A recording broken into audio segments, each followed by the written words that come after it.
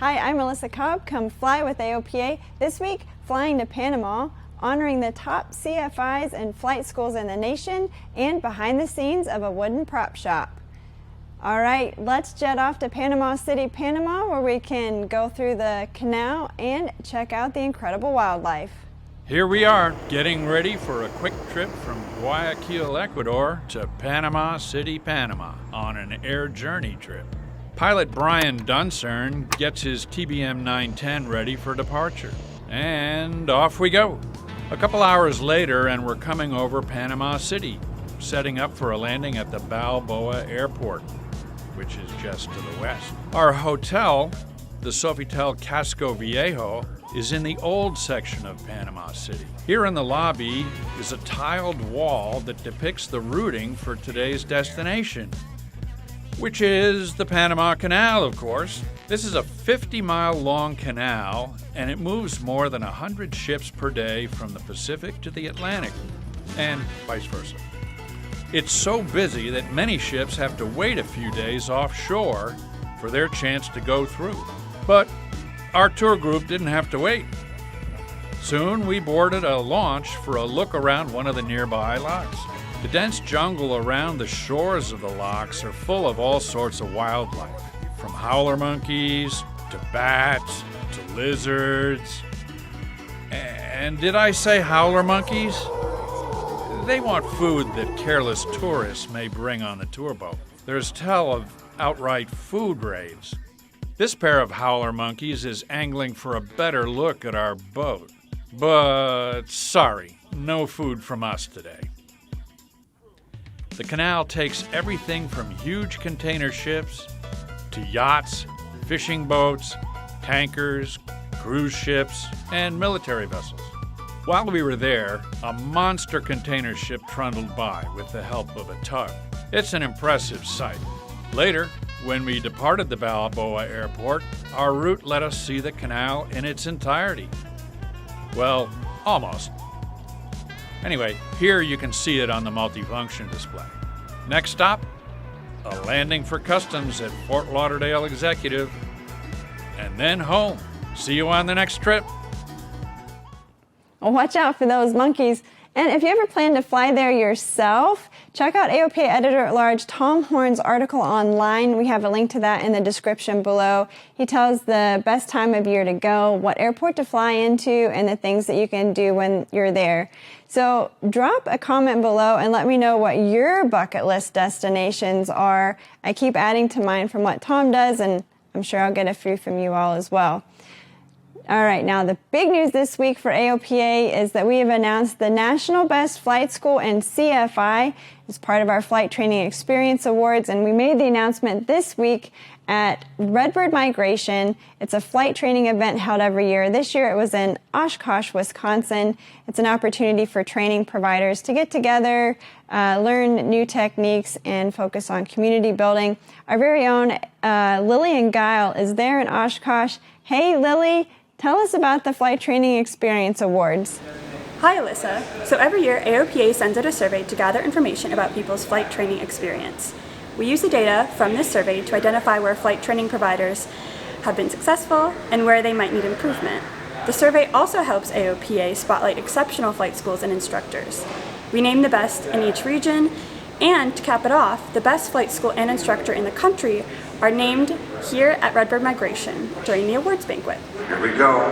And the award goes to In the Pattern from Denton, Texas. This year, the top national school is In the Pattern from Denton and Granbury, Texas, a full-service Part 61 flight school that hopes to be a one-stop shop for those who aspire to fly. And the award goes to Brian Guttry. And the best flight instructor is Brian Guttry, the senior flight instructor at the flight program at the University of Dubuque in Iowa. Congratulations to the national winners and all of the flight schools and instructors recognized in this year's Flight Training Experience Awards. Redbird Migration 2023 has really brought together the best in the flight training industry. While the excitement and the opportunity at the event are palpable, the event also provides a space for flight training instructors, flight schools, and industry professionals to come together and discuss some of the challenges facing the industry. Thanks, Lily. We'll have a link to the full list of winning flight schools and CFIs in the description below. And hey, congratulations to all of you on all your hard work. Keep it up.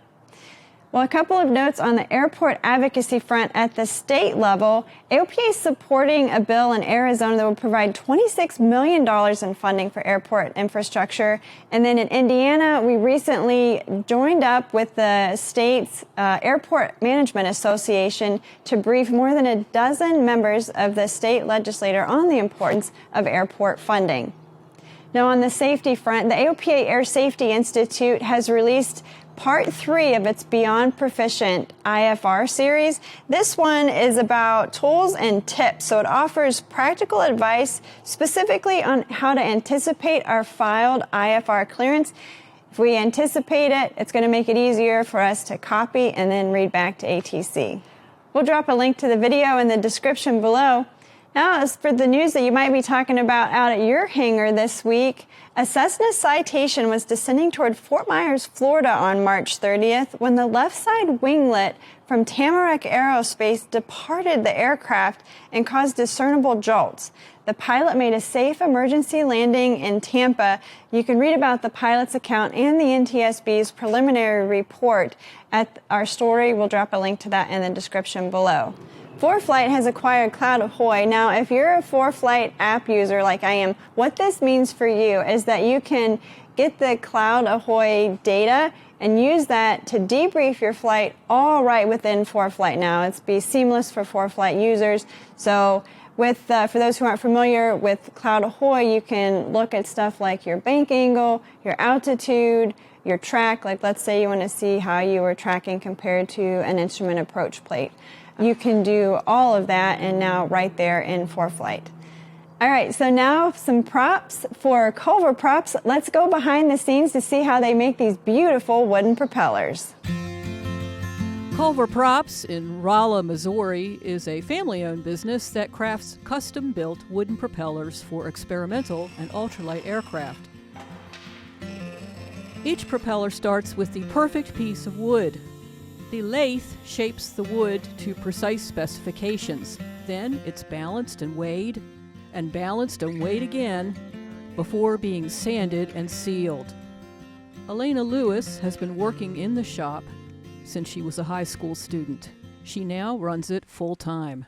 14.9 tangent times pi times 50, and that will give me a pitch of 41.8. So the angle of the blade at this station is 14.9, but the pitch of this prop is going to be 41.8. And that would mean for this prop, for every single rotation of this prop, it would go 41.8 inches forward.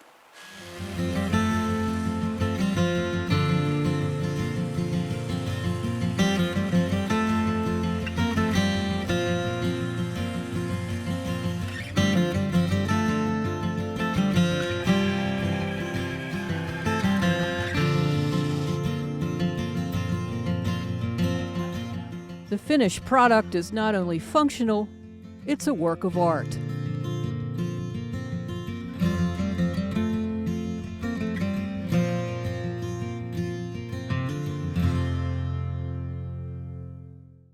I hope you enjoyed this week's episode of Fly with AOPA. Be sure to like and subscribe to stay up to date on all our latest videos. And this week we leave you with some flying footage actually from some flights I did this past weekend.